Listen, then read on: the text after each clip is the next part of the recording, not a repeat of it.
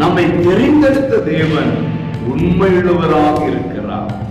ஆக அவர் உண்மையுள்ளவராக இருக்கிறபடினால் நம்முடைய காரியங்கள் அனைத்தையும் அவர் சீர்படுத்துவார், நம்மை ஸ்திரப்படுத்துவார், நம்மை சரிப்படுத்துவார்.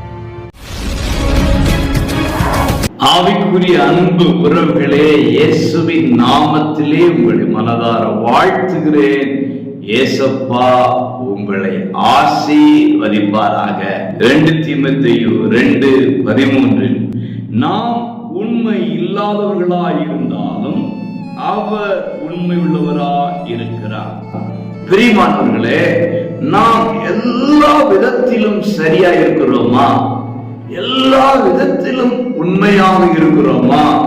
எல்லா விதத்திலும் நீதி, நேர்மை, நியாயம், கண்ணியம், கடமை சரியா இருக்கிறோமா என்றால் இல்லை. குறைகள் உண்டு, குற்றங்கள் உண்டு, உண்மையற்ற தன்மைகள் ஏராளம் இருக்கிறது.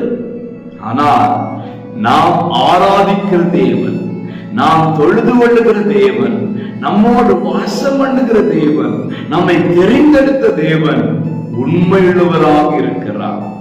ஆக அவர் உண்மையுள்ளவராக இருக்கிறபடியினால், அந்த உண்மையுள்ளவராகிய தேவன் நமக்குள் இருக்கிறபடியினால் நம்முடைய காரியங்கள் அனைத்தையும் அவர் சீர்படுத்துவார், நம்மை ஸ்திரப்படுத்துவார், நம்மை சரிப்படுத்துவார்.